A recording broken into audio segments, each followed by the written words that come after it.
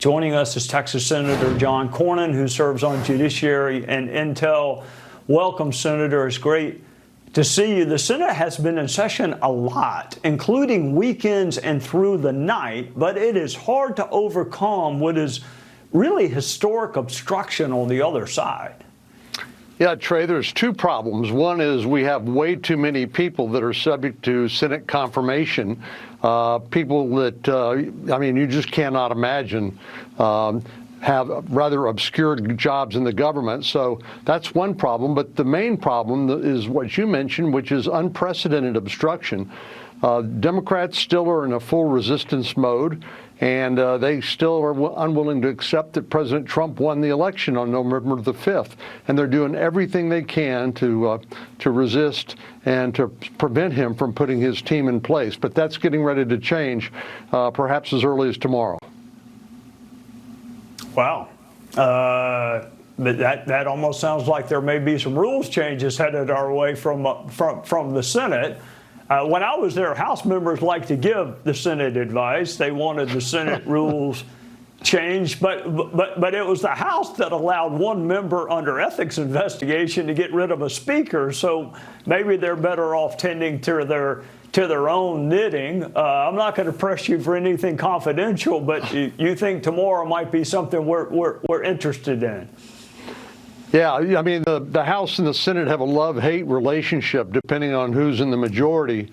Sometimes we save the House's bacon when they're in the minority, and sometimes we slow down what the House wants when they're in the majority because of the difference in the Senate. But tomorrow, I believe that the majority leader will go to the floor and offer up a block of nominations that have been pending for a long time, many of whom are key positions to ambassadorships, for example, in countries around the world where the Chinese and the Russians are well represented, but we're missing in action because Democrats have blocked those nominees. But that's going to change starting tomorrow. I expect we'll start passing blocks of nominations and quickly move through the backlog here in the next week or so.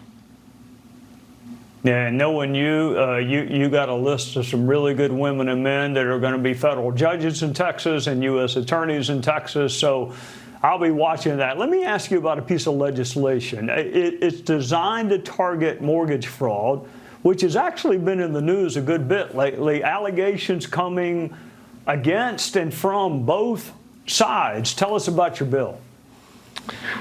Well, mortgage fraud is a crime, and it's something that's very much in the news because of one of the members of the Federal Reserve Board, Lisa Cook.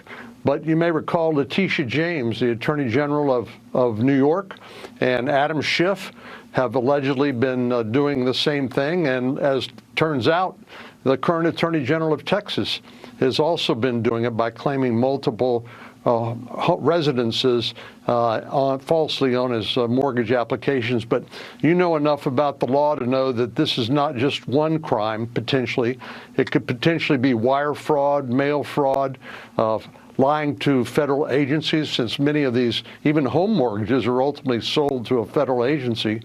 And so this is serious stuff, and particularly when somebody is the chief law enforcement officer in the state, you would think they should know better. And I'm assuming that your legislation will work its way through your committee. And as you noted, there have been allegations by Republicans and Democrats against Republicans and Democrats. So it's really a purple issue, mortgage fraud. I'm assuming it's going to work its way through your committee, and if passed, it'll head to two-tiered system of justice. And that is, I think, a large reason why the president got elected in the first place, because people were simply fed up with it. But that means holding our public officials accountable, no matter who they are. And the same rules should apply to everybody. So if they apply to you and me, if they apply to folks in all 31 million people in Texas who I represent, then they should apply to public officials as well, maybe even more so. Yes, Senator, I was a poor prosecutor. I'm struggling to pay for one house. I never really entered my mind to own multiple houses. Maybe I went into the wrong line of work. John Cornyn from the great state of Texas, thank you for joining us on a Sunday night. Glad to be with you, Trey. Thank you. Yes, sir. Take care. Coming up, a Senate hearing about science and medicine gets